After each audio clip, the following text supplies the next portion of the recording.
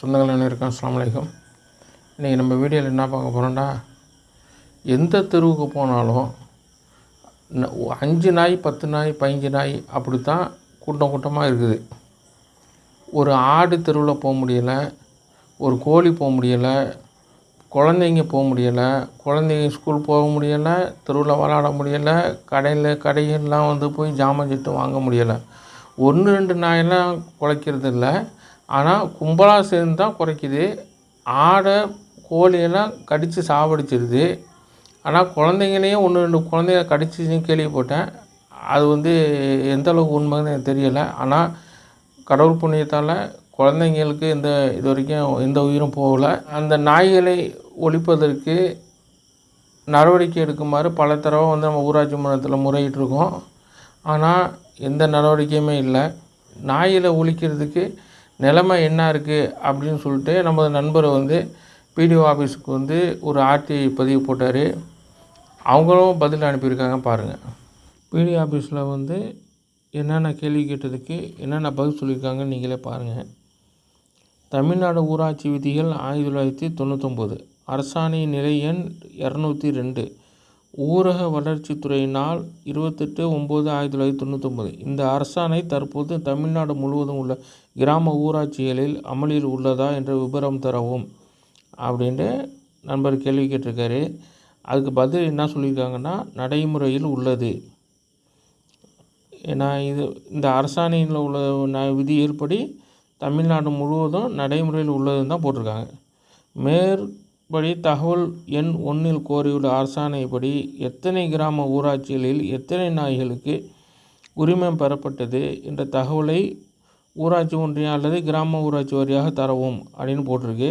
அதுக்கு அதாவது தகவலே இல்லைங்கிறாங்க. ஏண்டா 3 மேற்படி தகவல் எண் 1 கோரியுள்ள அரசாணையின்படி கடந்த 2015ஆம் ஆண்டு முதல் நடப்பு தேதி வரை எத்தனை நாய்களுக்கு கிராம ஊராட்சி நிர்வாகத்தால் உரிமம் பெறப்பட்டது, உரிமம் புதுப்பிக்கப்பட்டது என்ற தகவலை ஊராட்சி ஒன்றியம் அல்லது கிராம ஊராட்சி வாரியாக தரவும் போட்டிருக்கு.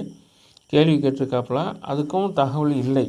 அடுத்தது வந்துன்னா 4 மேற்படி தகவல் எண் 1 கூறியுள்ள அரசாணைப்படி நாய்கள் உரிமம் பெறாமல் அல்லது உரிமத்தை புதுப்பிக்காமல் இருந்தவர்கள் மீது கிராம ஊராட்சி நிர்வாகம் எடுத்த நடவடிக்கைகளை ஊராட்சி ஒன்றியம் அல்லது கிராம ஊராட்சி வாரியாக தகவலாக தரவும். அதுக்கும் தகவல் இல்லை. பிடிஓ ஆஃபீஸில் எதுக்குமே தகவலே இல்லை.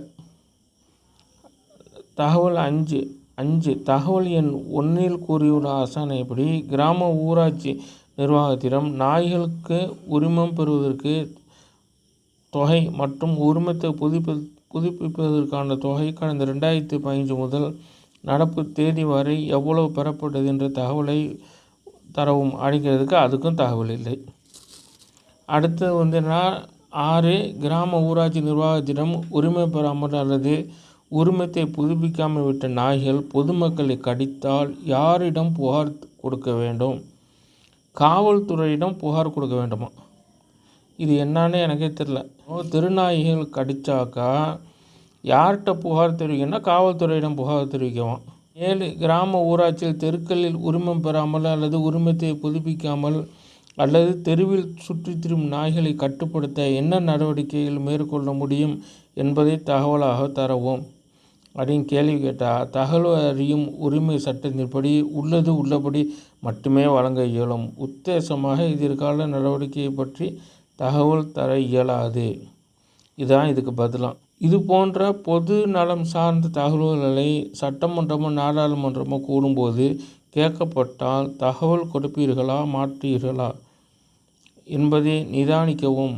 அவர்களுக்கு கொடுக்க மறுக்க முடியாதது போல மனுதாரராகிய எனக்கும் மறுக்கக்கூடாது என்பதை தங்களுக்கு தெரிவிக்கிறேன் அப்படின்னு கேள்வி கேட்டிருக்காரு. அதுக்கு தகவல் தர மறுக்கவில்லை.